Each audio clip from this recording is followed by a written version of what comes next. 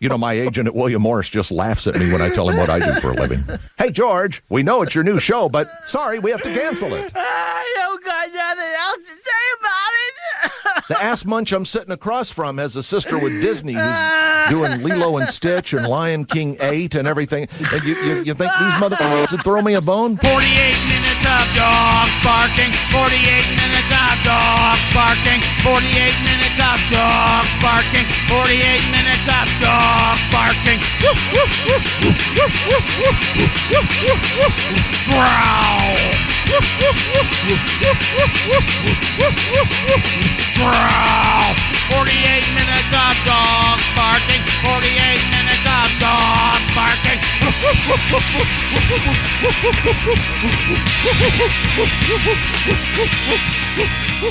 They were talking about whacking it and slapping. They're talking about how they like to get it and how they like to give it. Mm-hmm.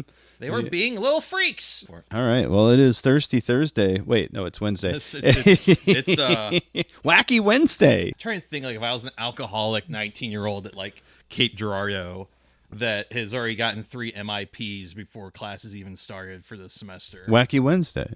I don't know. It's got to be like Whip It Wednesday. Whip It Wednesday. Okay. Whiskey Wednesday. Whiskey Wednesday. Yeah, I like that one.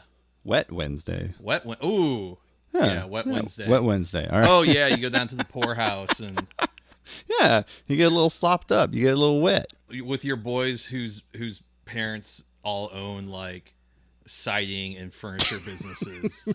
And one of them's name, you never really knew his nickname or his real name, but you knew him like, oh, that's Wolfman. Yeah, that's Bongo. Yeah, that's Carlos. Yeah, exactly. Chris Del Chris. Yeah, it's 40 minutes. Dogs barking. My name is Jason. That's Brian. We're having a weird little wet Wednesday of our own in the chalet, as it were. Thank you all who stuck around for last week's episode. I know it was a bit of a downer. I think we had some fun. I think we did some interesting stuff. We had to talk about it all. I felt like it was necessary. And then we got to 2 hours, and I went, "Oh boy, we're not even halfway done." We really were stretching the pain. We chewed the fat. We were doing some martyr shit. Mm-hmm. We saw what was on the other side, and it was not good. Yeah, we're back this week with a little bit of a more normal show. Normal, yeah. I mean, not that this is all sunshine rainbows, but you know, more normal. I promise it is 99% Elon free, so we're not going to have to talk about him. It's going to be a good time. So we're going to start with something now Elon adjacent. One of the Groiper Teen Hunger Force has uncovered apparently a internal group chat within the National Security Administration. It's according to the Daily Mail. Tulsi Gabbard, Director of National Intelligence, was irate and promised to root out NSA agents who held lurid sex chats in sensitive government chat rooms in the name of DEI. Well, there's a whole lot wrong with that sentence. There's a lot going on there. But listen, you take away their palettes of Rip It, and NSA, particularly the veterans, are going to get a little froggy. Going to get a little real weird out there.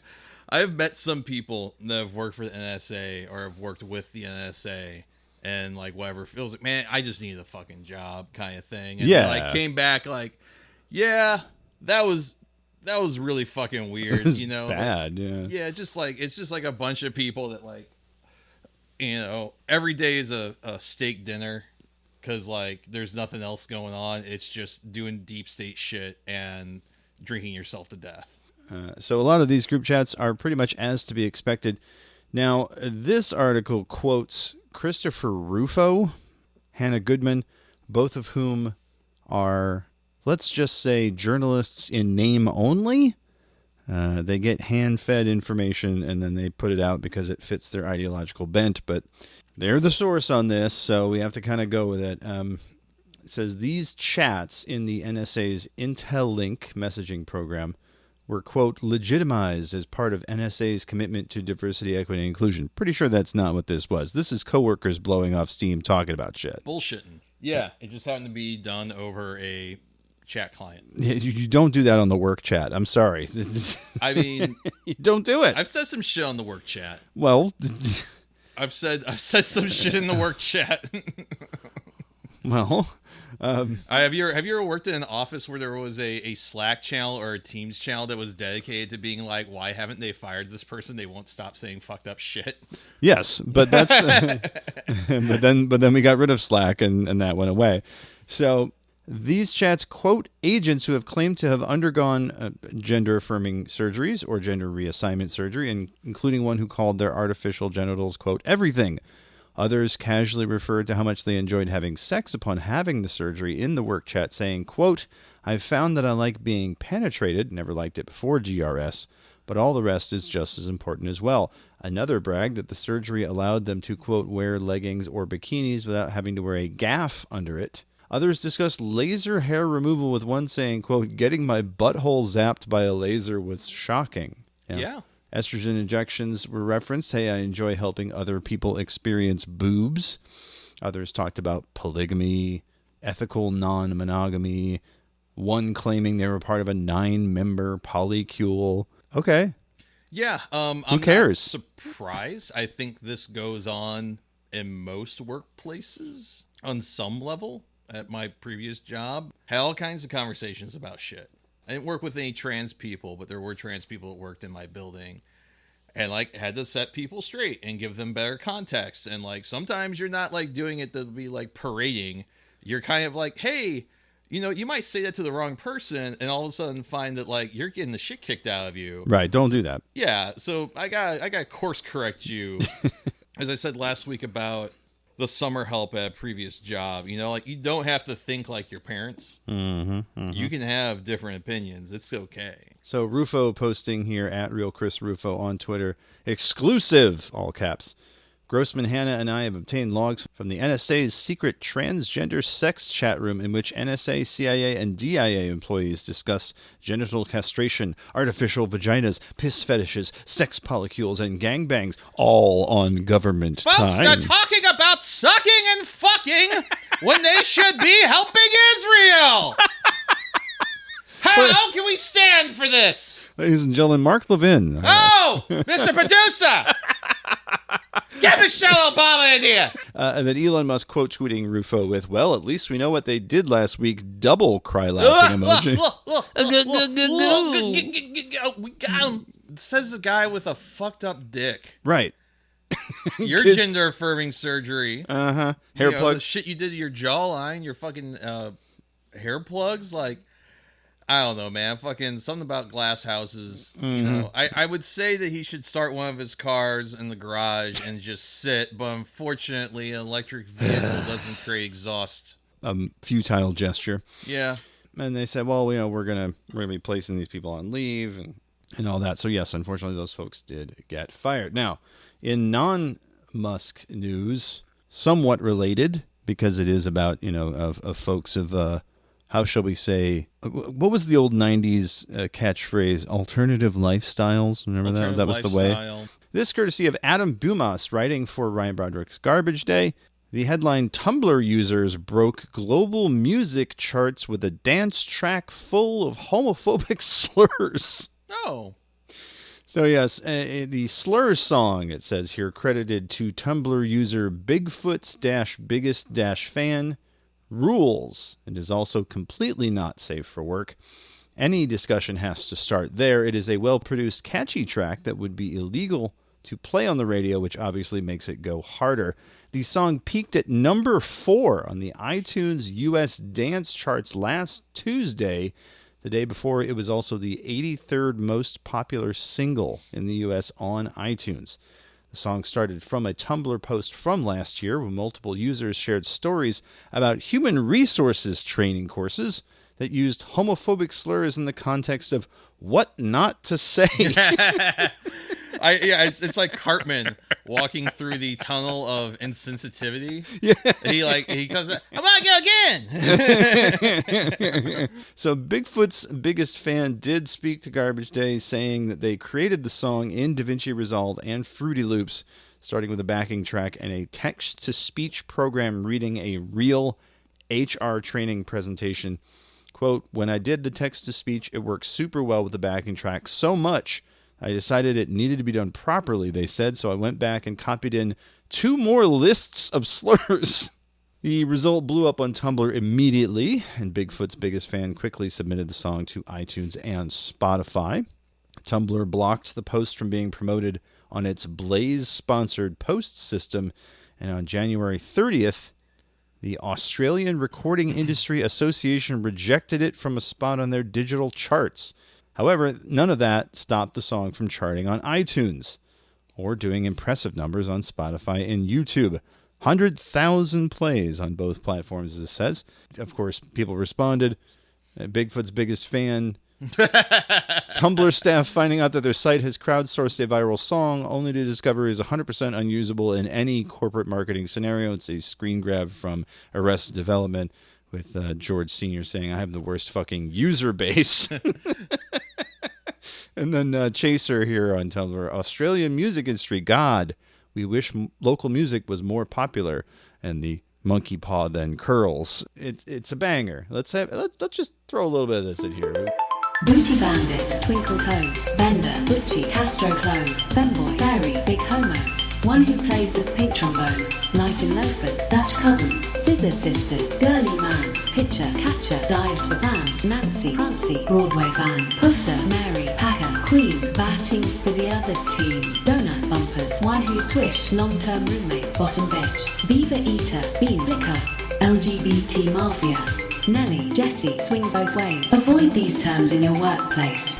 Donut bumpers. Yeah, long-time roommates, donut bumper. That's one I've not heard before. I haven't heard that one before. Mm-hmm. I mean, Australia is a land of progression. They have definitely got some ones where I'm like... They're down at the Billabong drinking their Fosters. Thinking of new slurs that we can only imagine because they're on the other hemisphere. They're rotating a list of slurs in their minds in 3 dimensions. Jesus Christ. Well, the last bit of news this week is Fyre Festival is back, baby! Cool. Yeah. Yeah. This according to the AV Club. They saw that Warped Tour was coming back, and they're like, hold our beer. We can do something way more embarrassing. We got this. Check this out. Yeah, this Drew Gillis writing for the AV Club. It would almost be better if Billy McFarlane had a bridge to sell us. At least then we'd have a potential route off the island. Instead, the Fyre Festival founder is plowing through with his plans for the second iteration of the festival, appearing on the Today Show to try to make buying a ticket to this event not seem like a horrible idea. Quote, Fyre 2 really isn't about the past, and it's not really about me. It's about taking the vision, which is strong, McFarlane said this morning. You do almost have to hand it to him for running what sounds like the exact same game a second time. And here's where it gets interesting. There are no artists yet booked, but McFarlane promises, quote, artists across electronic, hip-hop, pop, and rock. Wow, this sounds a lot like Evolution Festival here in St. Louis. Like, hey, we really don't know what we're doing. We just know we want to make some money. And, of course, there might be some skateboarding. He says also they might have there might be some clowns, some face paint. We'll have a petting zoo. Yeah, sure. An MMA champ to teach you techniques in the morning, he also says. God. So. Yeah, as someone that's worked for a scam artist, for a con artist, your eyes are bigger than the plate, buddy. And you said there's $1 million tickets? There are tickets ranging from $1,400 to $1.1 million. That one supposedly will see the concert goer, quote, on a boat, luxury yachts that we partner with who will be docked and parked outside the island. It is a 3-day festival on Isla Mujeres, an island near Cancun. The island of women, by the way, Isla Mujeres.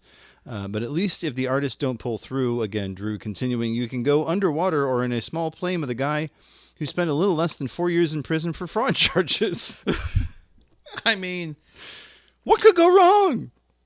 I know plenty of concert promoters and people that work on that side of the industry who maybe haven't always done the best thing, but have always tried to stay on the right side of legality. Right. And it's coming up soon, too. Let me look at the date, actually. It was originally slated for April. Now it is May 30th to June 2nd. McFarlane quoted in the Today piece. We just need the extra month to give our partners time to get everything ready. So, of course. So I'm going to lend some of my expertise here from my experience in the industry. If you're not getting contracts signed and getting the logistics sorted out, by now, you would have to start doing that 6 months from now, or 6 months ago. yes, Because even just like booking a show, like on a tour, like there's stuff that I know that has a high potential of occurring at the venues I work with in, the fall that I knew about last fall. For better or worse, most touring musicians, their tours are based around playing festivals. And this is a destination festival. So this isn't like, we can hit, Shaky Knees in Atlanta. And on the way back to the West Coast, we can hit up Beale Street Blues Festival or whatever. It's not like, hey, we can knock out like 5 or 6 festivals in a month here and play some shows in between on smaller markets or support markets. Well, this is also, Mexico, a foreign country. So foreign country. You got to get visas. You got to get people time to get their shit together. Yeah, fuck, man. I can't tell you how many times a tour didn't go through in the U.S. with like a British or European band because like everything else worked out but visas. It's more common than you think, yeah. Yeah, it's like centipedes in your vagina. It's more common than you think. It's insane. It's going to crash and burn. I don't even think this is going to really get off the ground. I think he is hoping that this round of press and this like Schadenfreude hype is going to be enough that they can kind of will it into existence. But logistically, it doesn't sound like he has enough of an idea formed for something that's supposed to happen within 6 months. No, and especially considering the fact that he still owes, according, again, to today, a minimum of $500,000 from the festival will go toward the $26 million in restitution McFarlane still owes. So he's still behind the 8 ball for $26 million on this. And if he does this a second time, it's going to be worse. Have you seen the Fyre Fest documentaries? I've seen one of the two. I don't remember which one it was. I think it was the Netflix one where they interviewed the guy who was like, I'll go suck a dick or something. I can't remember what the exact... Yeah, I can't remember either. But I watched both of them, I think, in a single weekend with a couple of friends. Hell yeah. This was during the pandemic when there was nothing else going on. It was like, an adventure would be like us driving 30 minutes to the gramophone to get like takeout sandwiches and like whoever remembered to bring a mask, go in and get sandwiches, that kind of shit. Like that was the height of the day. Wild times back then. And hey, you know what? Depending on what happens in China in the next couple months, it might be back there again soon enough. Everything old is new again. Yep. Yeah. Basically, how I feel about this guy is that he is a con man. Oh yeah. But he also doesn't seem like he's trying to be a con man. He just doesn't know the extent of his abilities. Like he's over-promising. Yes. And doesn't understand that like you have to back up your words with actions and proof and all these other things. You just can't talk a good game. He's one of those guys who thinks that just by speaking it into the universe it's going to happen, and buddy, no. No, not unless you have a foundation. Mm-hmm. You got the wheels going. You got the gears a turning. It's absurd. This is like, I feel like this is a guy that, I'm going to say it, he should be given like McDonald's to own and run. Just like, here, have your little thing. Franchise them out. Yeah. Franchise here. Just own your franchise business. A Quiznos, whatever it is. Yeah, fucking Steak and Shake. You can go up and down the list. That's really the scale of things, because at that point, the amount of damage you can cause is a little bit smaller. You're not going to go to jail for 6 years for fraud. Yeah, and owe people millions and millions of dollars. $26 million. $26 million. That's insane. That is a lot of money. Even for, somebody who has money, that's still a lot of money, Hopefully you can get Blink-182 this time. Oh, that's right. Didn't they bail like as soon as they saw the contract and went, nah, we're good? There's something like that. Yeah. There's a couple people that were like tentatively signed on, I believe, but like backed out, particularly. Yeah, Ja Rule was on. Well, because usually you have, on most shows these days, unless it's a door deal, you have an agreement of like, okay, when you like arrive at the venue, like there might be, or even beforehand, like you're at least getting your per diem and everything, agreement on the writer and all that. Like, okay, you got my fucking Aunt Annie's mustard or whatever it is. Yeah. People like to joke about the whole brown M&Ms thing, but that was a very clever bit by Van Halen. Just a bit of a side note. I got this great book from Martin Atkins, the drummer for Pigface and Public Image Limited and a bunch of other bands. He drummed for Killing Joke for a while, but hell yeah. He explained the brown M&Ms thing. And the brown M&Ms thing was Van Halen had this very expensive, very complicated stage show when they were touring around I believe it was Van Halen 2 era. And they wanted to make sure that whoever was doing the setup the day, hours or the day before they arrived, had done what they needed to do. And so they added in on their writer, we want a bowl of M&Ms, but with the brown M&Ms removed. And what they would do is they would arrive at the venue, they'd go straight to the green room or whatever room they had set up. And if they saw brown M&Ms in the bowl, they knew to ask the tech crew, well, what did you not check then? Because there was something you didn't read it all the way through. Oh, yeah. This was their way of like making sure that the stage was set up and then all this technical stuff. Because they had a couple of times apparently where the shit got broken and then they had to replace it. The label then tacked it on to what they owed them. And so they got clever with the writer. But then it became, through word of mouth and all this other stuff, this tale of rock and roll excess. It's like, no, this was actually very smart of them to do, to make sure that someone had actually read the 10-page technical specs, which then ended with the food writer. Making sure that the local crew is on their shit, which is not always easy to ascertain. No. As someone that has looked at writers and has done fetching for writers, it's tough sometimes. Like, sometimes you can't find... And there was... I forget which band it was. I think even I think the Firebird actually lost like a good amount of money on this show. But on the writer was like $100 bottle of whiskey. One of the owners of the venue was like, that's pretty fucking ballsy. Yeah, I'll fucking do that. Might not get other things on their writer, but I'll get that $100 bottle of whiskey. And the only person that gave a shit about that whiskey was the tour manager. And he was like, I can't believe you guys actually did this.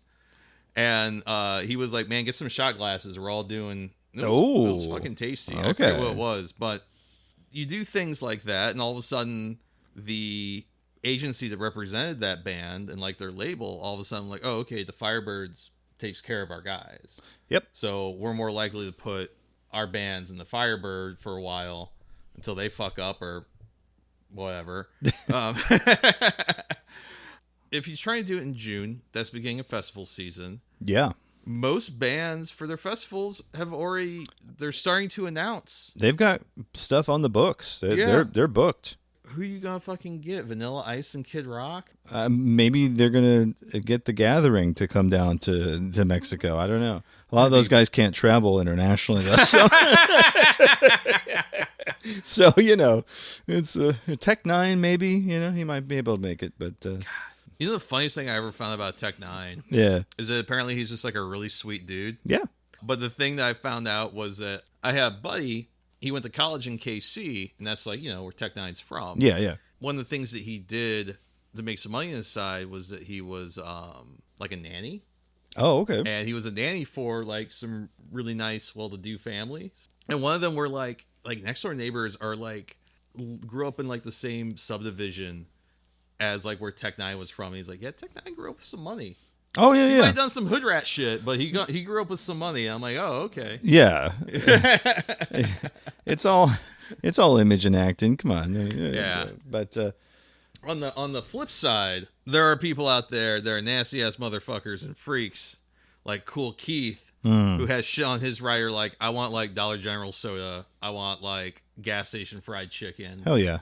I remember the one time he played the Firebird, which was terrible. But one of the few shows I've seen Bert refund money about, he's like, I feel embarrassed that I booked this. But the show's over. We're all getting our photos with Cool Keith. He starts asking us where like he can find prostitutes in like porno shops. I'm like, this is a little late for St. Louis. Yeah, I was gonna say all that stuff closed down. He's on Twitter that night tweeting about like, yo, where can I buy some porno in St. Louis at like 1 a.m, and people are just like, you got to wait for the shops to open up, man. Yeah. You got to wait till like 9 a.m. and go downtown. Yeah, you got to wait for church to get out. Yeah. He was probably like, well, shit, I gotta be somewhere, so I'm out of here. Yeah. Fucking cool, Keith. I've only seen him live twice, and both times were disappointing. Yeah. Never meet your heroes kind of style, or is it just that he wasn't putting on a good show? He's like a fun guy to talk to. He's fucking weird. I think he's probably one of the people, if you've been in the industry in like the last 15, 20 years, you probably have a cool Keith story. If you've been around enough, you earned your fucking stripes. Yeah. You probably have a cool Keith story. I feel like that's like the dark side of things. You probably have a cool Keith story, and if on the good side of things, you probably have like an Ezra Furman story if you're like legit. Well, speaking of smelling like wet dog, it is Crypto Scam of the Week. You're listening to 48 Minutes of Dogs Barking, the podcast. And now it's time for the Crypto Scam of the Week. It's not so much a scam this week as a fucking tragedy that turned into several scams. It's weird. The tone shift is going to be a little odd. So, the vibe shift is here, folks. The vibe shift is really fucking here. Cryptopolitan.com reporting this. I have a feeling some of these sites that I cite in this segment are fucking AI generated, but I cannot tell. I can't either. A crypto trader known as MisterFuccYou shot himself live on Twitter after losing his last $500 in a meme coin rug pull on Friday night. Before pulling the trigger, MisterFuccYou loaded a revolver on stream and said, "If I die, make me a meme coin." He pulled the trigger 3 times and died. Gosh. The live stream continued over 30 minutes after his death, while the crypto community reacted in real time as meme coins using his name flooded the market within minutes. Twitter user @DestroyNectar put it perfectly: the meme coin community is pure evil. This guy named MisterFuccYou went live on X/Twitter to play Russian roulette just to pump a coin and unfortunately passed away. MisterFuccYou, who also went by I'm Really Poor, was 23, according to users on Twitter and Reddit. Some of his posts, they say, show a bit of mental health struggles. Some in the community believe the suicide was also tied to a breakup, as he used to talk about his shorty, but suddenly stopped around 2 weeks before the incident. Minutes after he died, a meme token called MisterCoin appeared, with a developer sending him, again, the deceased, 70% of the total supply before his death. Reactions on crypto Twitter were mixed. Some traders rushed to buy the token betting on the hype. Others condemned the community, as I'm doing now. One Twitter user broke it down. So let me get this straight. This guy starts streaming live on X, Twitter, gets scammed, asks for refunds, pulls out a 6-shooter, says, "If I die, make a meme of me," pulls the trigger 3 times, dies, stream continues for 30 minutes, and people instantly create a meme coin? What the fuck? Yeah. I mean, there's a reason why you call them degenerates. Degens. Yeah, sure. Yeah. Nothing's sacred, because this is like pure fucking like late capitalist dystopian shit. It's grim. Yeah. We can talk about, fart coin and butthole and all these shitty fucking meme coins, but people really do fucking lose their asses. I can't remember if we talked about this the other day, but I don't know if you saw the CoffeeZilla tweet about how, like, perhaps the best way to onboard new people to crypto wasn't to repeatedly scam and grift them over and over again. Yeah. Which is basically what has happened. I showed you a tweet yesterday, I believe it was, where someone had ran the numbers and basically showed that, like, pump.fun, pretty much everything on there except for like 4 or 5 tokens has cratered. Yeah. Out of thousands that were launched, and basically showed, and most meme coins right now, at least from this cycle, they all look the same. They go upward, They kind of hang out at an all-time high, maybe reach a second all-time high. And, that might have started before the election. And now that Trump has been dismantling the world economy for God, who knows why, everything has basically given back all of its gains. So you're seeing just a ton of people over the last 6 or so months just get absolutely fucking fleeced. There was that guy Scrooge a couple years ago who lost his ass. I forget on what fucking coin. Ended up taking his own life, and it was really fucking sad. Sucked. Like, that dude actually had like a good day job, making like $100K a year, like in the oil industry, and it's like you gotta wonder how bad he fucked himself. That seemed like a reasonable choice. This is the dark side of it, and this is one, I'm sure, of dozens of stories. This just happens to be one that's being told because it's hard to ignore. So the Mirror US reporting that while it was initially not known who the streamer was, or his username was at MisterFuccYou, it was later confirmed by Bitcoin Protocol to be 23-year-old Arnold Harrow. Dude couldn't even rent a car. According to the GoFundMe, the quote here, he left behind a 1-year-old daughter, 3 sisters. It's a fucking tragedy, man. They're about halfway on the GoFundMe as of this writing. I believe this was a couple days ago. They're about $24,000 out of the $50,000 goal on the GoFundMe. It doesn't really matter what the developer gives to the deceased because it's the human cost. And this is the thing that, like, okay, we poke fun a lot on this show about this stuff, but this guy was in deep and he thought this was the way out. There's got to be some kind of reckoning about this.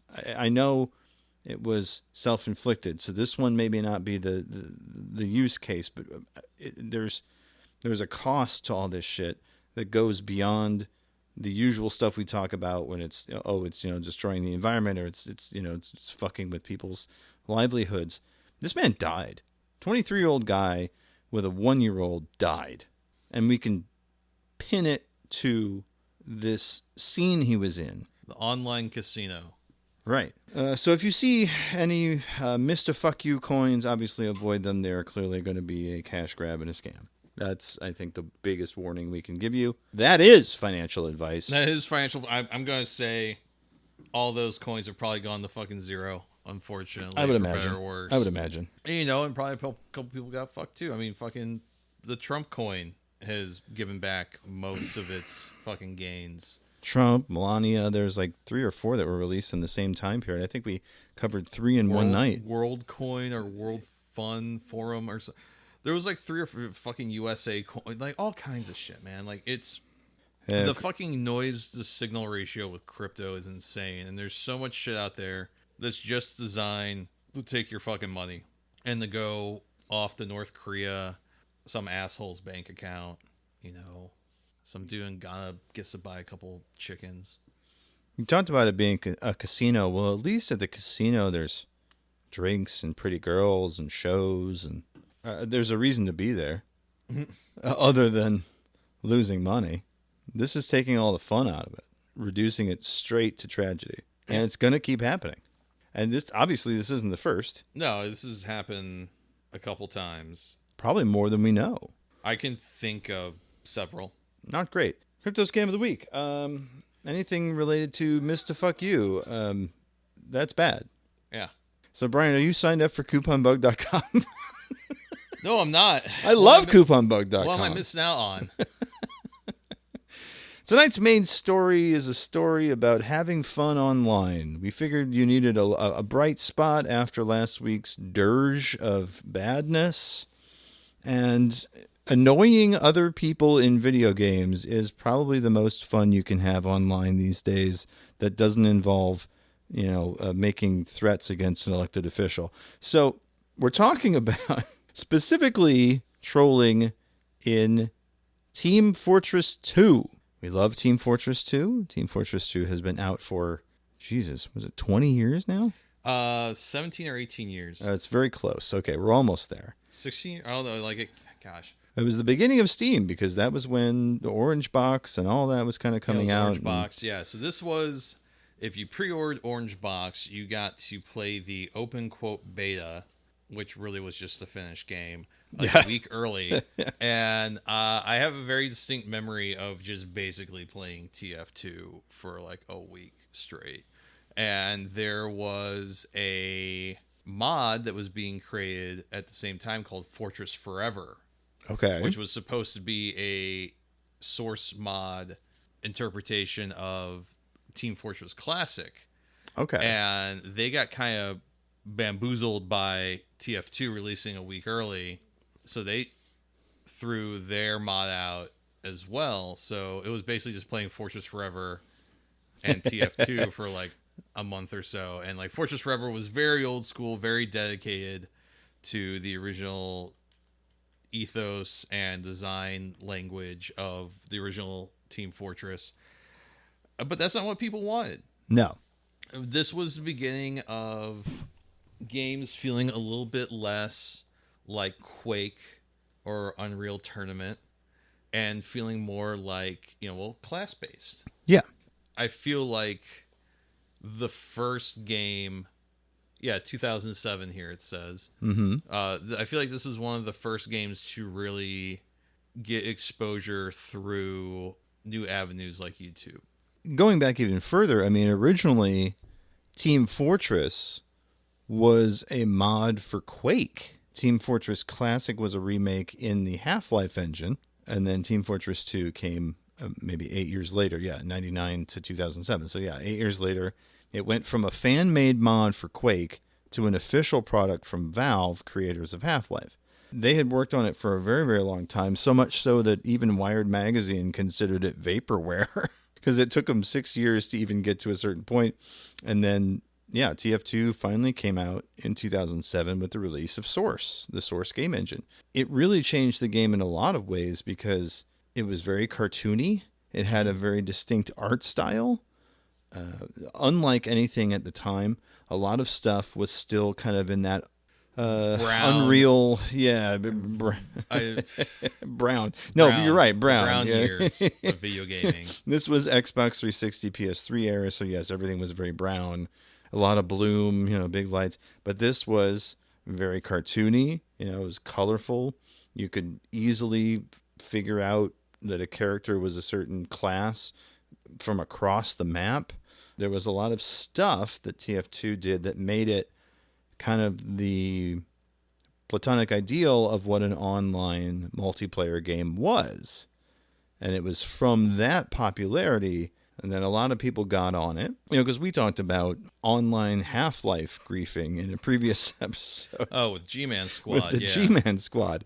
So those guys were doing it on, much older graphics, much older stuff. And when TF2 hit, the opportunities for griefing suddenly exploded because a lot of people, it won a bunch of awards. People called it like one of the best video games ever made. Like the sales for the Orange Box were out of this world. It basically created Steam as an online platform. I would say Orange Box, is a huge adoption vehicle for Steam.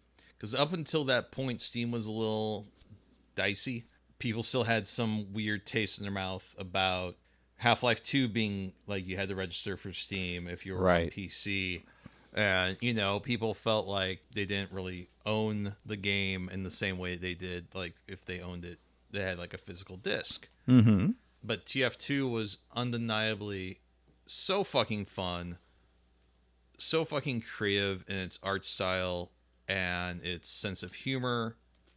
And these characters, they had like, the Meet the Heavy video. I think every class except for the Pyro got a Meet the video. They had great voice acting. There was comics. There was a surreal take on Australian machismo with Manco and just really fucking funny.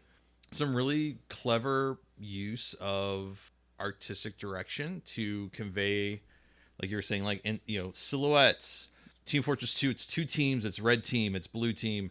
Blue team, their territory is always going to be more industrial and more cement and cool colors. Red team is always going to be kind of red and burnt sienna, like and more like organic materials and things like that. So a lot of smart stuff, a lot of really smart game design that's been seen in a lot of different properties and a lot of different games since then. Like a very influential game. I mean, like this, the line between this and Overwatch is pretty apparent. You also got to understand that between 2005 and 2007 is when Eric Falchuk and a couple of the other guys from Old Man Murray were making the move to Valve. So these were guys that came up in the early online era that had played Unreal Tournament online and kind of, maybe they didn't have a hand directly in Team Fortress 2, but they were around the team and, you know, those kind of influences from those early online gaming days. These were people, they hired these people that knew what they were doing.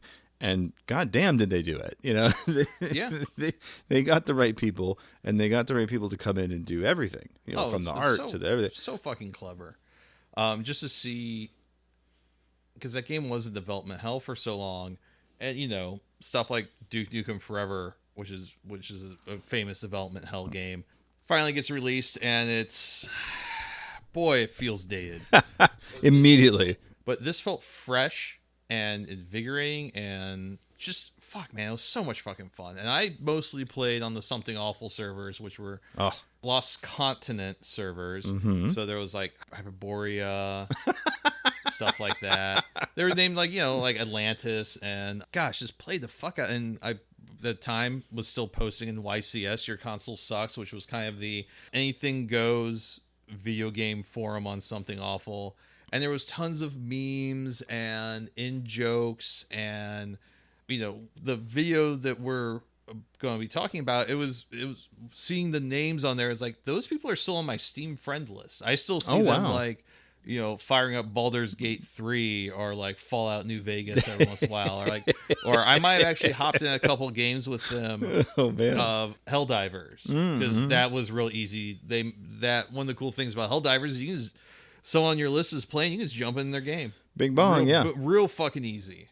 So that was real cool. Like, they'd be like, oh shit, I forgot about these people. I forgot, you know, Something Awful kind of gave us what we're going to talk about, which is the Team Roomba videos. Yep. Which was something that came from PPP, which was Princess Party Palace? Princess Party Palace, yes. Yes. One of the guy saying couponbug.com, I think, was a guy who went under the name Patio Furniture.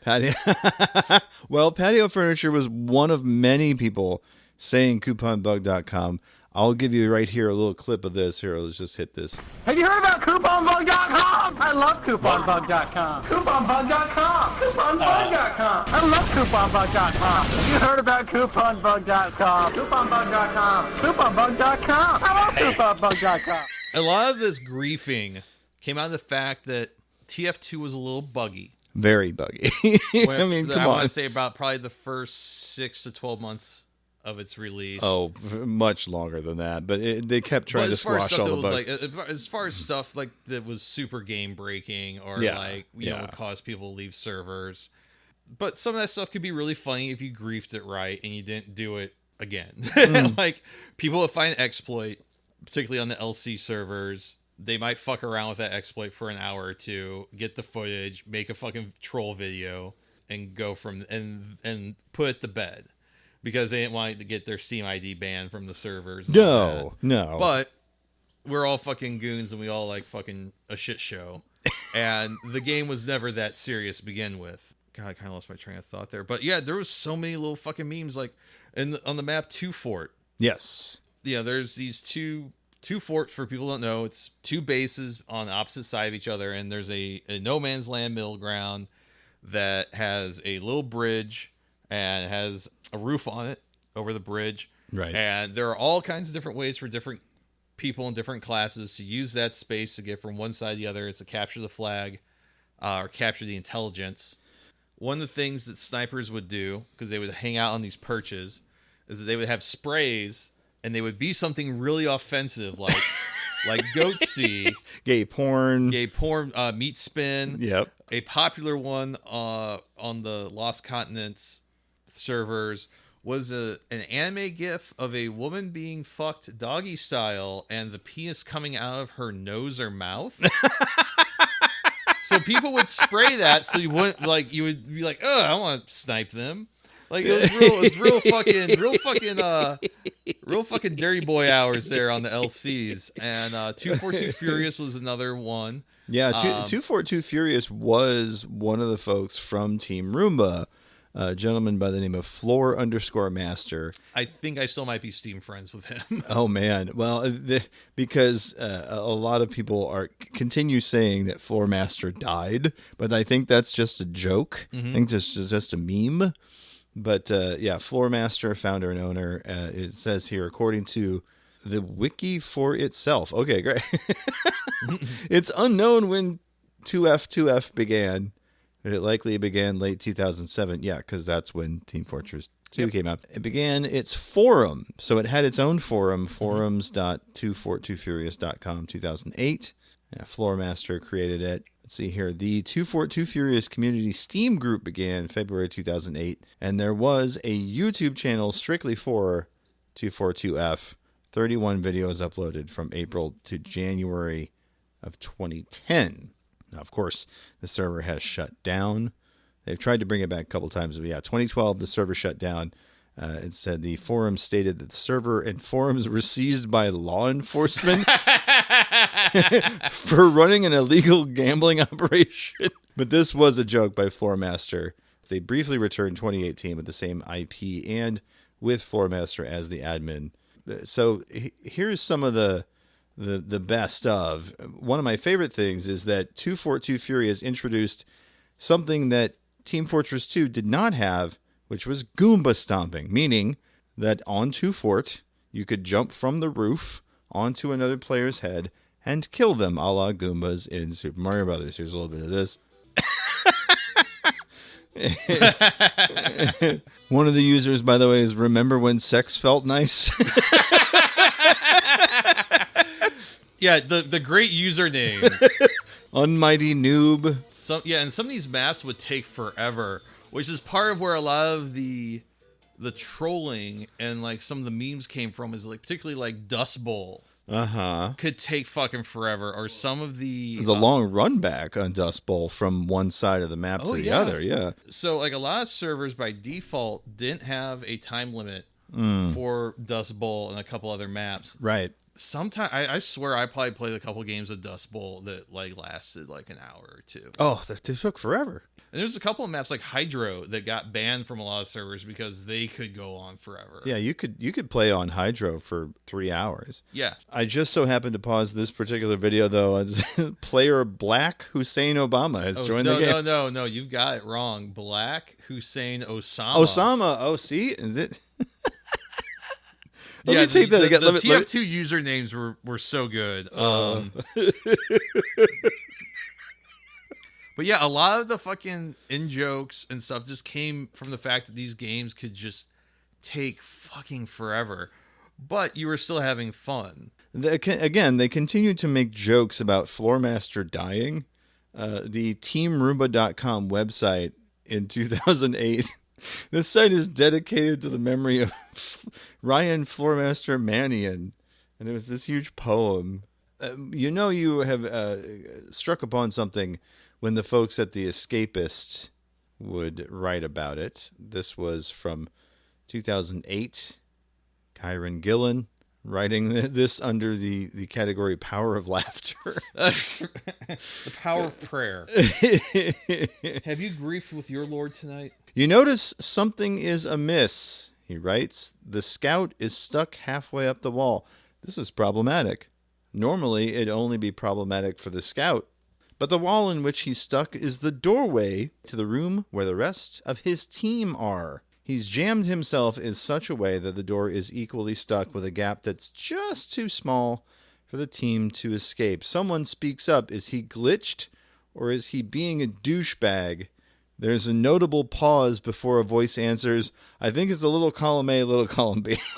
At which point the scout starts asking general knowledge questions, promising to move if they get them right. Can you remember the capital of Egypt? Where is bile manufactured? You manage to get an answer and you're free. The game continues and you wonder what the hell that was about. The next thing you know, you're in one of Team Roomba's griefing videos.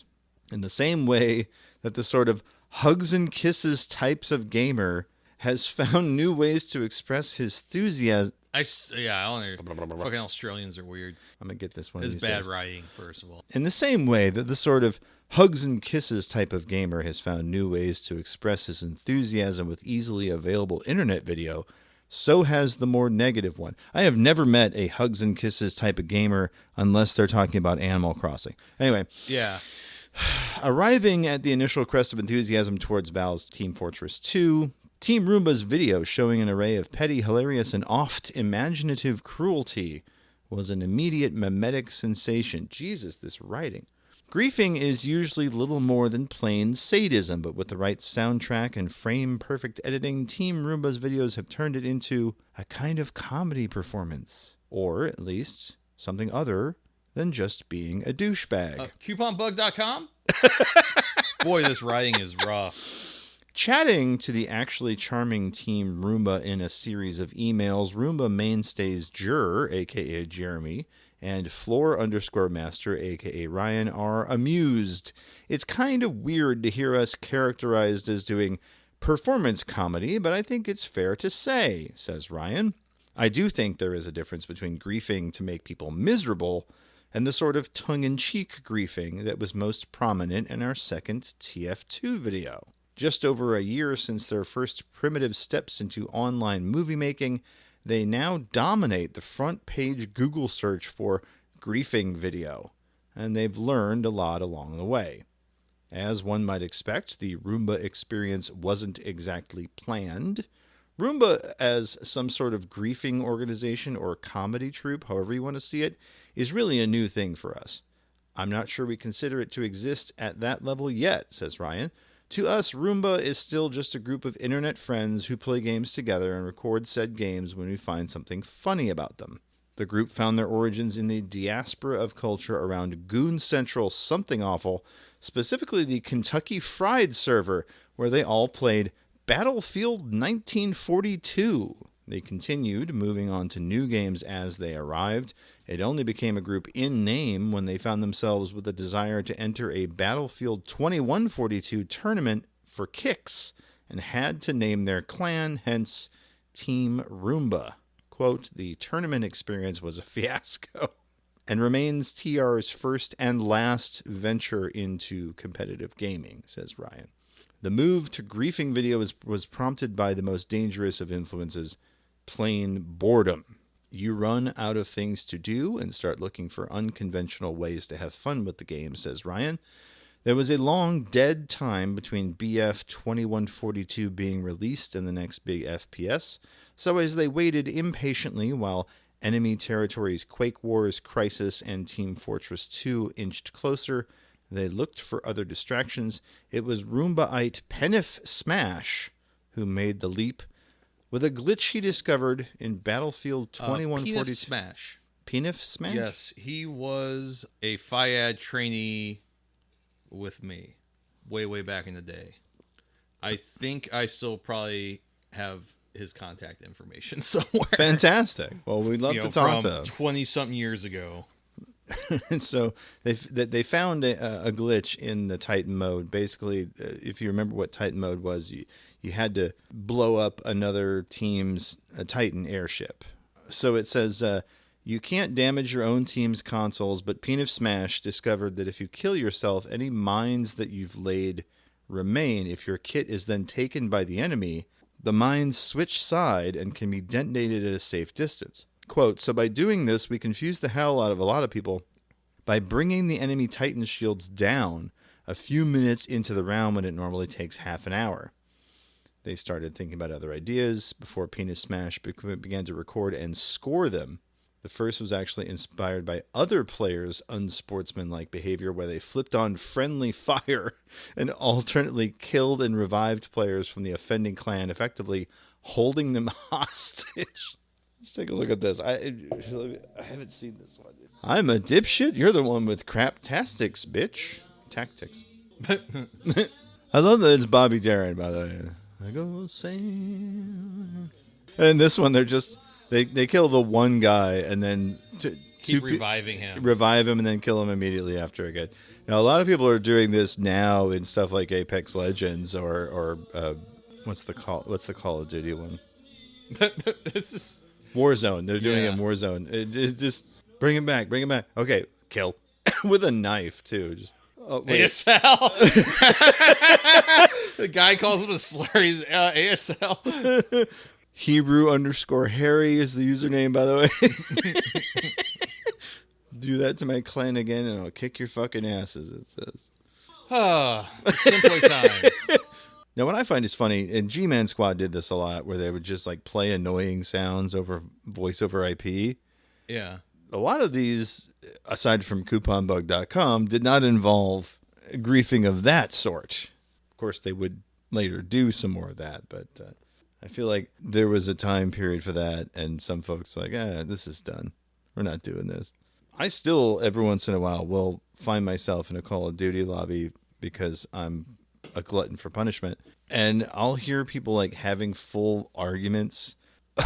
Oh yeah, for Mike, and I'm like, are they? PUBG was the worst. No. I had to disable mics on PUBG because like it just would be too much. Like I just can't listen to 15-year-old kids call each other the N-word over and over again. Oh yeah. But yeah, Team Roomba also, like I said, came from Something Awful, came from PPP 242 Furious, and some of the Team Roomba people I remember playing on the PPP Counter-Strike Source Surf server. Oh wow. To show you just how fucking deep in the fucking shit I was. One of the guys, I recognized the voice, did a song for the PPP surf server, and I think it was called Play Surf Super K, because that was super_K was like the default, not too hard but not too easy surf map, because there's lots of surf maps out there. And with surfing, if you don't know, if you're not fucking old heads like us, surfing is when, if you're holding forward and a direction, there's a certain gradient where you can kind of just glide along like a train on certain spaces.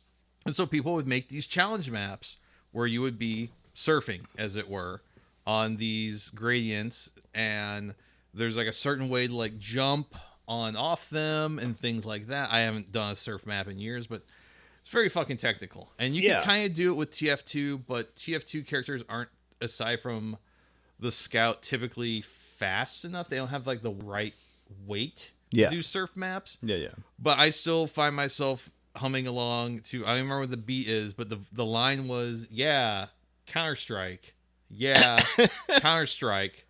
Play Surf Super K. Play like it's just an absolutely rotted in my brain. And there was also a meme that PPP had. Other thing stuck in my head is Metal Gear. Yeah. Metal Merrill. Which is nonsensical, but stuck in my head. I think that was a patio furniture. And of course, third one, which I don't think you've ever heard me do, but I have done it when I'm incredibly fucking bored, where I just start fucking barking to myself. And so there was a dot wave that you could play in the jukebox on the surf server, and I forget what it was fucking called, but it was a wave, or even might have been a fucking .mp3. Listen to a lot of fucking Mike Jones on that server. People were playing it. Yeah, Mike Jones.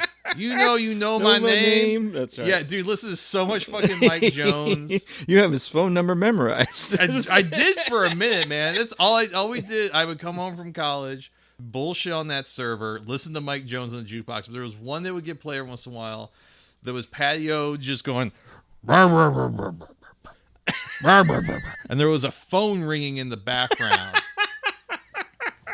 But after a while, every once in a while, you hear someone say, as you know, and the phone's ringing, go, pick up the fucking phone, dog. Mike Jones' phone number, by the way, if you don't know, it's 281-330-8004. But who? One of my favorite things on these custom servers was you could do weird shit like this. This was TF2 karaoke. This is still live on 242 Furies' YouTube page.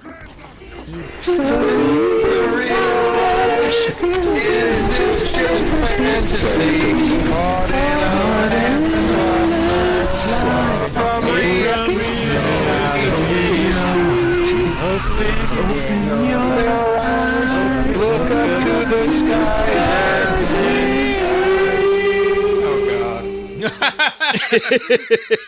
And people who were just joining the server didn't know what was going on. They went, what? And then you got all these people on voice chat trying to sing along. It's really... God, yeah. And I feel like we're really dancing around these like 2 or 3 Team Roomba TF2 grief videos. Yes, because they're very long. And they're very fucking funny. But also maybe just think about how there was a guy that would troll servers because he did a really great impression of the engineer and told a story about a giant turd in a toilet. Oh God, I gotta find that. Hold on. Do you know what I can't remember what it's called. I'm going back into the recesses of my mind. So this is Team Roomba's video from 17 years ago, and it's a pyro standing in front of the sniper, blowing their flame, and like, I can't. What are you doing? You know, thanks for logging my view. He's like, no, that's great. Yeah, they're explaining a glitch where if you drop the teleporter as an engineer on a moving train, it's in the air. And as soon as you take the teleporter, you die, basically. Yeah, giving an Uber charge to a sniper, which is pointless in the game. Yeah, just trying to help, Floormaster says. This is the one where the scout traps himself, but then also traps his team in the spawn. And it happens on both red and blue teams. So both teams are stuck in the spawn point. And he's spamming the voice line, need a dispenser here, need a dispenser here. Oh, I mean, like, I used to fucking spam that. People had, I remember I had a hotkey on a mouse. Yeah. Where I would just hit that and it would be need a dispenser here or whatever. Like, Promise that you'll vote for Ron Paul, I'll let you out. Not a promise. I, Saga, will vote for Ron Paul.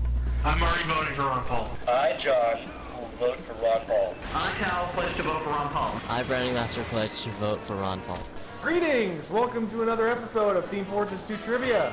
If you can answer my trivia question correctly, I will let you out. Alright, shoot. Of the 7 wonders of the world, which wonder is the only one that has survived to this day? Oh, crap. Pyramids? Yeah, you got it. That's right. Great job. What's the capital of Spain? Madrid. Mao Zedong, now let us out. Legislative, executive, and judicial. Patriots. Germany. Brazil. Italy. French gave it to us. Name the capital of India, and I will let you out. Hang on, I'm getting a hold of an ad. Switch classes or kill yourself. I don't want to mess up my stats. Yeah. Promise that you'll vote for Ron Paul, and I'll let you out. That's the... The Ron Paul Revolution. Taking place on 242 Furious. Wheelchair tennis. Again, the username's so good. I think the only time I've seen usernames this good were on YKS has a separate show called Go Off Kings. Yeah. And they did a Twitch stream. They do it regularly, and it's the name change stream. And you pay them, and they give you a name that you have to keep for 6 months. And some of them are like, you know, wore a condom to a health check, or, you know, like, yeah, here was another one. Floormaster is healing the player on screen here, which is like IMAS, and they have glitched through the map. Oh, CAC. We follow each other on Twitter. Yeah, this is fucking weird. They're doing shit like exploiting glitches, so where they've got sentries under the floor shooting up into the parts of the map where you can actually get to at the final point. So they're on the defending team, blue. Anyone on the red team that tries to go for the final point is going to get lit up. It's so fucking funny. And a lot of this shit would get patched out like the day after a video or something would go viral. Right. They would just be like, oh, okay, we can't. People know how to do this now. Like, we can't keep this going. Healing enemy spies, also a pro move. Used to do that. Be a huge asshole. Fucking using the Uber on an enemy spy disguised as a pyro. Beat spin as a spray. Yeah. They'd put a teleporter so that you faced meat spin as soon as you got in. It's amazing how long it took for them to have to censor that on this video. It used to not be, the beat spin used to not be censored here. Yeah, well, this was because they uploaded it to YouTube, and well, YouTube, I mean, YouTube used to be real hit or miss. There's still there's still stuff out there I've seen. Sex gifs. From like 2008, 2007. Yeah, it just doesn't hit the content filter because it's such shitty resolution. So putting teleporters in inaccessible places to where you're stuck in a wall once you teleport into it. I think there's a fence. Yeah. You can't see it because of the resolution, but yeah, they're stuck. They can't go anywhere. So they've got the slowest character in the game. They've got the glitch scouts that don't move or have their weapons out, so they're just like skating around the map. So they say meet the civilian. Yeah, that was from a game mode that didn't make it in. I think they tried doing unofficial mods to do the civilian mode that was present in the original TF2 and certain types of Counter-Strike. 3 scouts bouncing on top of each other, so it just looks like 3 models just kind of in the fucking T-pose. 5 engineers all building teleporters and all this stuff so that no one can make it through this hallway. And all the teleporters are like recursive, so that one teleporter leads to a teleporter right next to it. So it's not like you're going anywhere. Yeah, you think you're going to get around it, and it just goes like right next to it. And they're building their dispensers and stuff in places where it makes it really hard to move through. Right. So it's just super fucking hard to do anything. A full team of engineers just blocking anyone from doing anything. MC 900 Foot Jesus is on there, by the way. Oh. Higher. When this episode goes up, I'll message Floormaster on Steam and let... Hell yeah. Let's go. I still don't remember the context of why everyone keeps saying that Floormaster died, but... I can't get over it. Everything that you reference is like, it's a Floormaster. He fucking died, bro. Fucking Floormaster, he dead, man. Fucking died, dog. It's fucking sick. I don't know why everyone's making jokes about it, man. The fucking, think about his fucking family, man. Yeah, man, TF2 until the hat economy kind of ruined everything. It was super fucking fun. Oh yeah, the first 2 or 3 years. I mean, same thing with Left 4 Dead and Left 4 Dead 2. Yes. I did play a little bit of TF2. Recently? In the last couple days. Okay. The stats, it can tell you how many hours you've played each class. I have over 80 hours playing Spy. Interesting. Spy, Scout, and Soldier and Pyro, I think, was the order. Okay, because I think I go Pyro, Heavy, and Engineer. Those are my top 3. The last I checked, which was a long time ago, but yeah, I tried playing a little bit. I only had like an hour or 2. Couldn't get my mouse sensitivity to where I wanted it to be. That struggle, all that fun shit, but still fun, still weird. I wish they would. Fucking Valve has more money than God. They don't need to do anything ever. They can just keep riding this. But there's a new version of the Source engine that was released like 4 or 5 years ago. Oh, with Half-Life Alyx. I'm not sure about that, but I do know that there was a new version of Counter-Strike that uses that. Yes. I think it's something other than it's whatever replaced Counter-Strike Go, or maybe Counter-Strike Go is on the new Source engine. I can't remember, but it would be really cool if they did like a TF3. Oh yeah, yeah. Source 2 was 2015. All they used it for was Dota 2. God, playing Dota. Dota, for when you don't feel like League is bad enough. Yeah, man. TF2, what a fucking great time. Yeah. What a weird time to be bored and like 21 on the internet. And there's still people on like in the fucking Steam chat room for some of the Goon TF2 stuff. Oh, I'm sure. Surprisingly large amount. Yeah, it was just a really interesting bit of nostalgia coming back to these old Source games and seeing that there's still bouncing around. But holy crap, TF2, when they started adding in like the cosmetics, it started getting weird. Yeah. I mean, it's fucking free to play now, so you have no excuse to not give it a shot. That is true. So if you see me online, Video Crime, I will do my best to not throw an entire match as Pyro. That's my promise to you. Well, I guess that means it's time for Shucked.jpg. And now, the moment you've all been waiting for. Shucked.jpg. Oh boy. Oh boy. Oh boy, Jason. What you got for me? This one is called, I think the actual name on the website where it's hosted is something really stupid. I'm just calling it Funnel Time, courtesy of our friends at Chaotic. They call it Your WTF Video of the Day, uploaded by Death Goddess. The caption is just, "The Chinese are back at it." A young lady strapped up in the shibari method, but here's a funnel filled with what appears to be poop and dookie. And yes, the gentleman is emptying his bowels into it. A big plastic tube going down to her mouth. I don't know why they keep saying the Chinese are back at it. It's very clearly a Japanese scat. I do love their scat. There we go. Gosh, yeah, just like, I love the sounds of the work bathroom with a woman crying. Right. Really sets the mood. Boy, that's just unfortunate. Oh, and she's wearing the locket that Graham gave her. Oh, he's done. He's walking away. Yeah, it's the second guy that's walked away. So I have questions. Yeah, I have many questions. First of all, is that OSHA compliant? Absolutely not. None of them are wearing the high vis. Let's begin there. None of them are wearing high vis. Are those non-slip shoes? No, they're not wearing shoes. None of them are wearing shoes.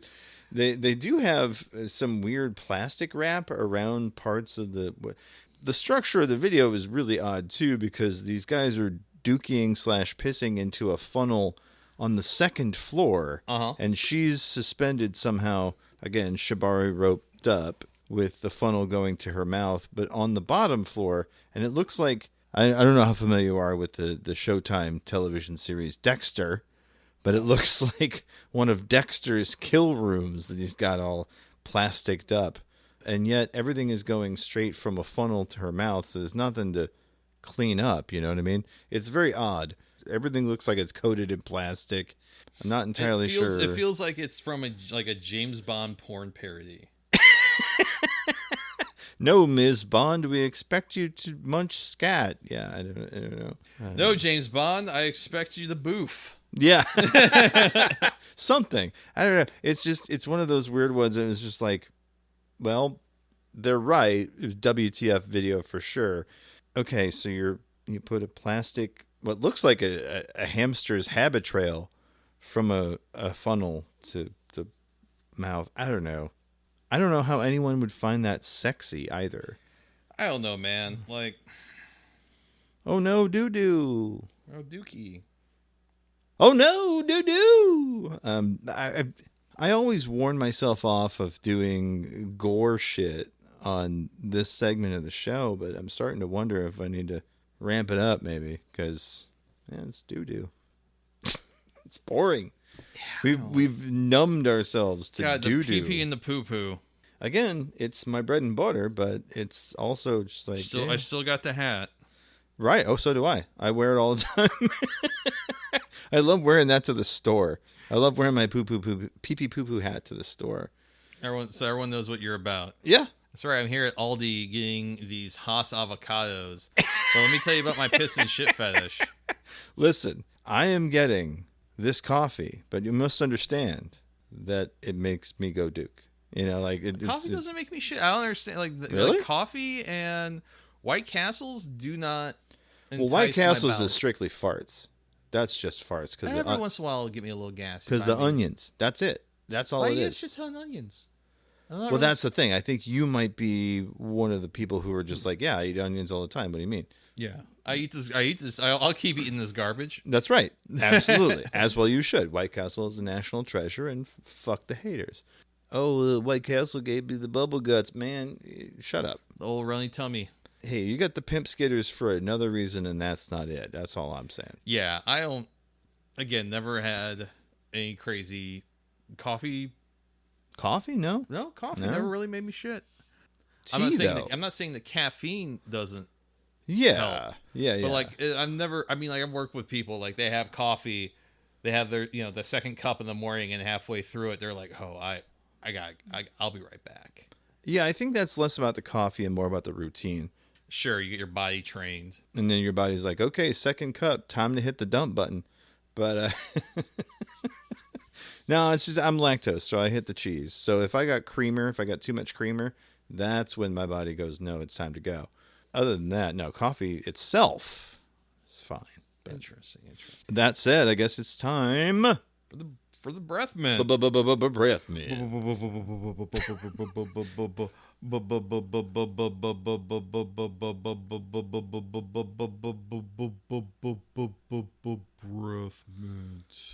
It's time for your mom's favorite part of the show. It's time for the breath mint. Was that the Wheel of Fortune where you're doing the... I don't know, man. I just kind of... Yes. I was just going to keep doing it until I got bored, and it turns out I got bored a lot sooner than I anticipated. So, what you been up to this week?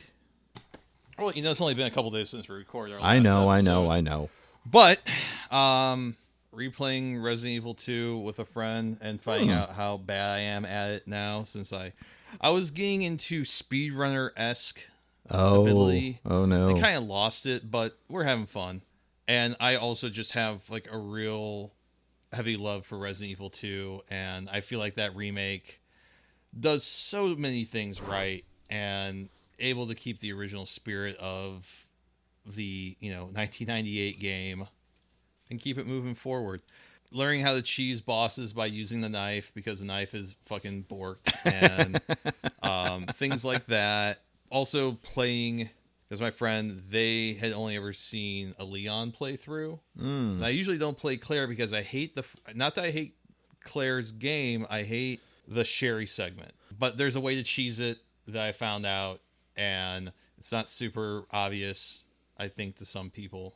Wasn't obvious to me, but once I watched a speedrunner do it, I was like, oh, that was there the whole time.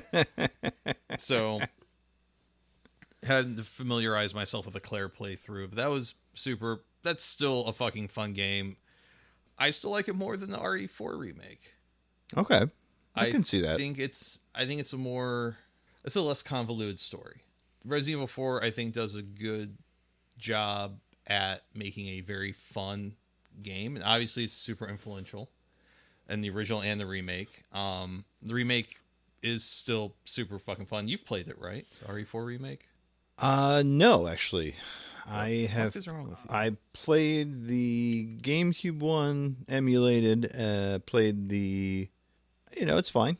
People talk about how great it is, and I can see what they're talking about, but it didn't grab me. Man, you had to be there. Very I think much it's one so, of those yeah. games.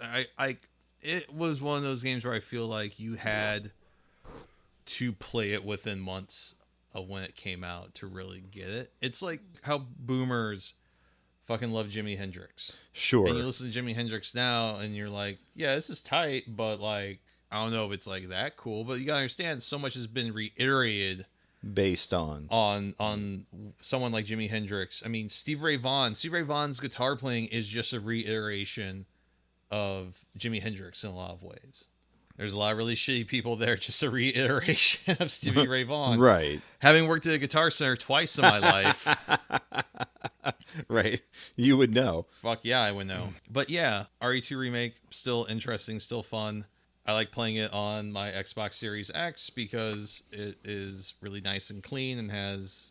What's that fucking lighting everyone's all crazy? HDR? No.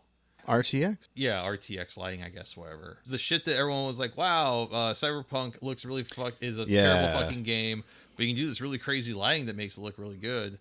But everyone's finding out that it's such a resource-heavy component and doesn't really do a lot. Yeah, Control had a lot of that in the PS5 version. I mean, it looks good when it's done right, but it's a resource hog, and I would rather have better frame rate or just better anti-aliasing. And aside from reflective surfaces and stuff like that, you can do light mapping and all that shit and just do just fine. The other thing I have is a little French movie called Humanist Vampire Seeking Consenting Suicidal Person. Okay, now I saw this, and I have not... I saw the name, and I instantly got it on the Plex, because I was like, I have to see this, and I have yet to watch it. Is it good? Yes. Okay. Woo! There's been a handful of French vampire movies made over the last 15 or so years that all have a protagonist that's like a moody, waifish, pale girl with bangs and long hair. But this one is a little different. I'm trying to remember the name of the other movies, but this I found to be really refreshing. Okay. It's about a vampire named Sasha who has a condition. And unlike her vampire family, she does not want to kill, which creates a problem for a vampire because you have to get that blood somehow. And her fangs aren't coming in, and she's been kind of coasting off of her family. And it gets to a point where she has the appearance of someone in their late teens, maybe 16 or 17 at youngest, but is actually in their 40s or 60s. I can't remember off the top of my head, but they're much older than they appear. Sure. And their fangs just now start coming in. They don't have the will to kill. They don't want to kill humans.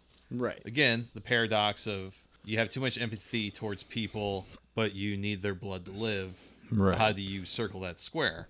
So in a very European fashion, she is sent off to live with her cousin, who... Man, that's an old country ass move. Like, we don't know what to do with our kids. You go live with your aunt, or you go live with your cousin. Yeah. For a while until that straightens you out. And their cousin tries to acclimate them to this situation of like, this is your reality. And they go to a party, like a kegger, and they get this guy named Jason or something. She is told you need to fucking drain this guy. You need to feed off of him. Right. And Sasha pussies out. Her cousin goes and starts to drain the guy. Sasha gets freaked out watching this happen, so she lays on the horn of the car. And this douchebag party guy, now instead of being dead, becomes a vampire. And it kind of goes on for a little bit in the movie that now that the cousin is stuck with this freeloader in the house who's like a party boy. And he's just sitting around playing Sega. Hell yeah. Hell yeah. Let's go. He's just like a shithead. If you're immortal, what else you got to do but play video games? Yeah. It's a very funny movie. It's very sweet. And the movie starts to really pick up when she meets a young man who is suicidal. Okay. He's in high school. His life sucks. His coworkers torture him. He's bullied at school. He just kind of wants to off himself. But he sees a sense of redemption and being a meal for a vampire, particularly someone as polite and as easygoing as Sasha. And there's a point where she takes him back to her cousin's place, and she's like, yes, I am taking him up to my bedroom. And it's this very awkward thing. And it's very reminiscent of, when you're young and you're like maybe hooking up with someone for the first time. And yeah. It's a very macabre sense of humor because the young man, he's in on this. He knows he's going to be food for this vampire. Okay. But still play the awkwardness of like, so do we start like making out or, like it's good. And because it's a foreign film, there's a lot of comedic bits that if it were an American film would be really fucking too on the nose and too shitty. And with not enough subtext or enough pathos. Right. But here, this is all like, yes, this is funny, but there's a momentum that swings back to like, well, there's an actual element of this that's maybe a little bit more sincere or serious. So you get your laugh. Okay. But as your laugh cools down, as that moment passes, you're like, oh, wow, there's some real shit here. Like it's a very fun movie in the sense. It's like the same way with Conclave, where it's like, if you like just movies, the concept of a movie, this is a lot of fun. Okay. It's very sweet, oddly enough, and none of the violence really happens on screen. Usually it happens with the camera being focused on Sasha, and the actress who plays her is very good at doing a lot with just her facial expression. A lot of subtle emotion coming through how she holds herself, how she emotes. Just really exceptional job. I'm looking that up because Sarah Bonpetit. Yeah. And Felix Antoine Bedard as Paul, who's the young man. Yeah. And the cousin is Georgette, is played by Sophie Cadeau. Sure. Cadeau. Sure. It's a cute little movie. Yeah. It feels like a sweeter version of like Let the Right One In. Okay. Yeah, I can see that. In some ways, it's a little macabre. In some ways, it's very cute. But it's the examination of what if... I mean, it's not the first time it's been examined. Like, what if there was a vampire that wasn't as ruthless as its cohorts? Right. That's a trope. But this is a little bit more humanistic.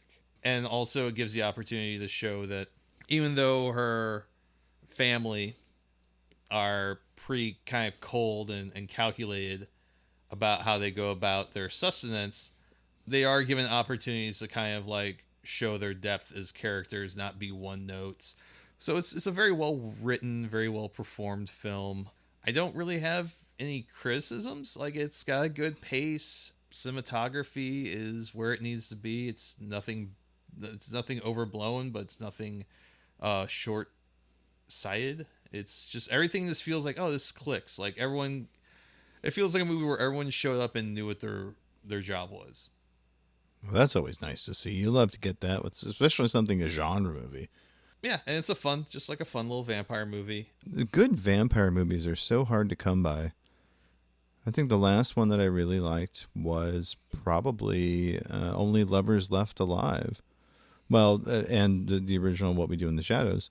But those, again, were more played for comedy. So yeah. I'm trying to remember Only Lovers Left Alive. That was Tilda Swinton, Tom Hiddleston.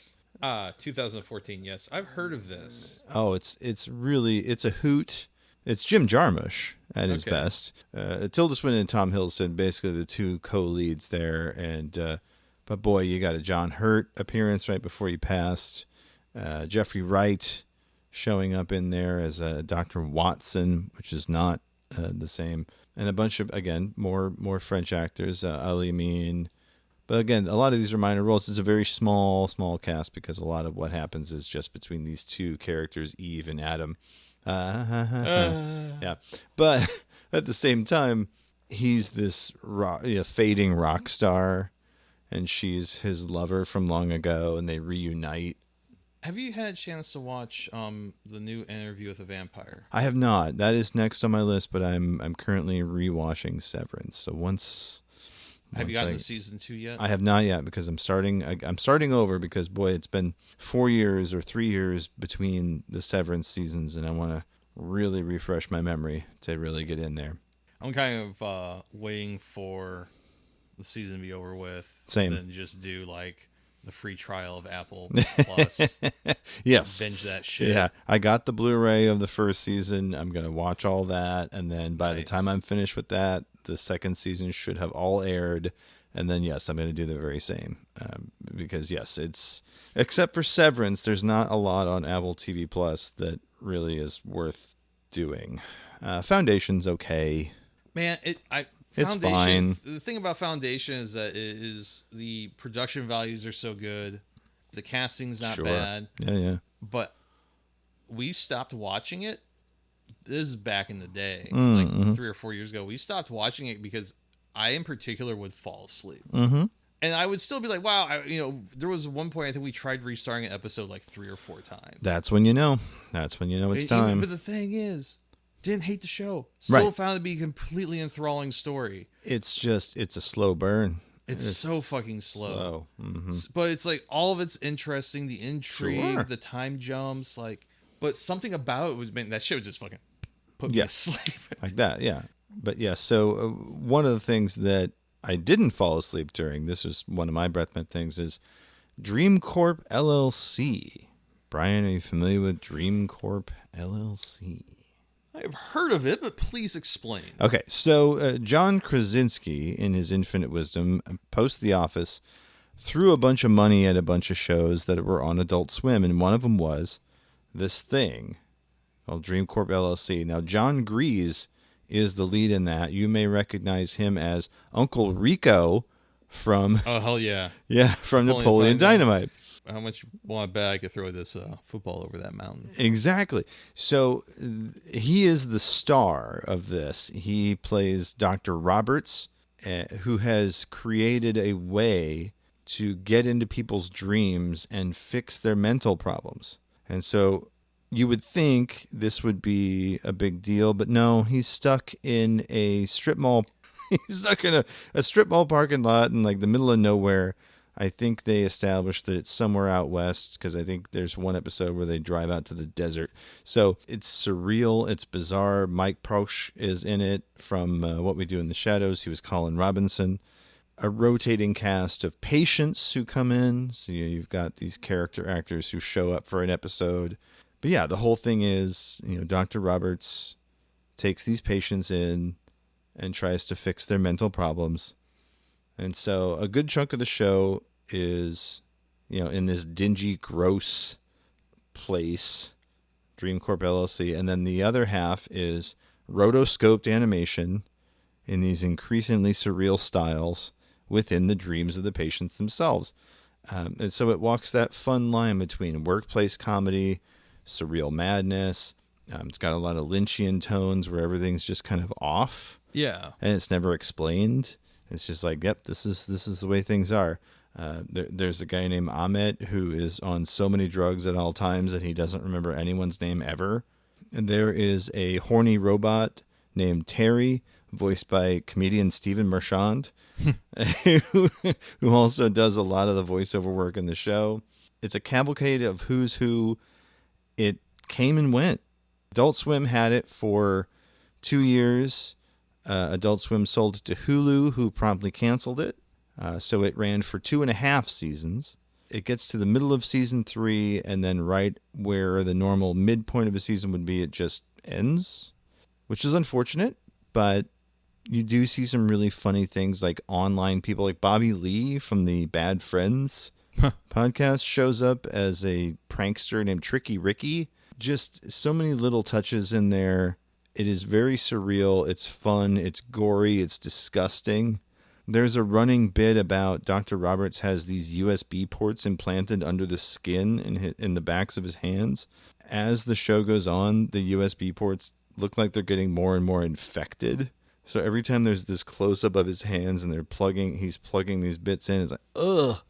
Oftentimes, the patients will piss themselves as they go into their dream states. And it's got that sense of like, something's off here. Is it the guy that works in the office that collects teeth, or is it the fact that there's a robot who's horny, or is it that, you never really know what thing is supposed to be the thing that's not real, and then, oh wait, no, we're just going to cut to somebody's dream about their dad that's going to eat them. Like, you're never really sure where you stand with the show, and I think that's what keeps it going. And because it's Adult Swim, it was 12-minute episodes.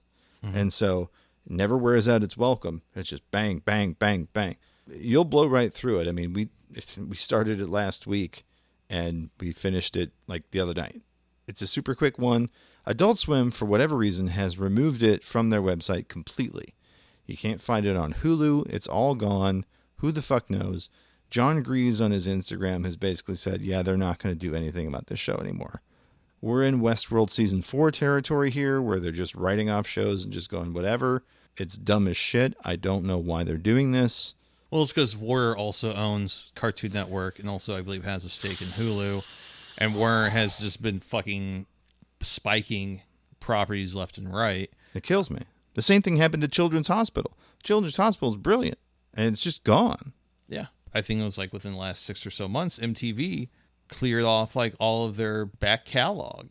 Which means the Max, the Head, Syphil and Ollie, all of that. And not just the media stuff like that, the show media, but also like anything that someone wrote that was short form or long form, just absolutely just bulldozed their website. I don't know like what's left. It's weird that they still do the fucking music awards. That is surprising. It's incredibly fucking surprising. I mean, MTV's just fucking dead. And the last thing, I saw a live performance of the Tony Award-winning musical comedy Shucked at the fabulous Fox Theater for my kid's birthday. I was not a fan. You said it was pretty corny. Yes, it is an entire musical devoted around the idea that there is a small town that never left the 50s, and it's all corn puns, and parts of the show are straight up Jeff Foxworthy level redneck jokes. It's fine. The music is great. The touring company that performed it was great. It's just everything in between. It was just all right. There's a couple of great characters. Lulu, great character in the show. Bo, great character, because he's like the stereotypical macho guy, but he's also like with the sensitive side.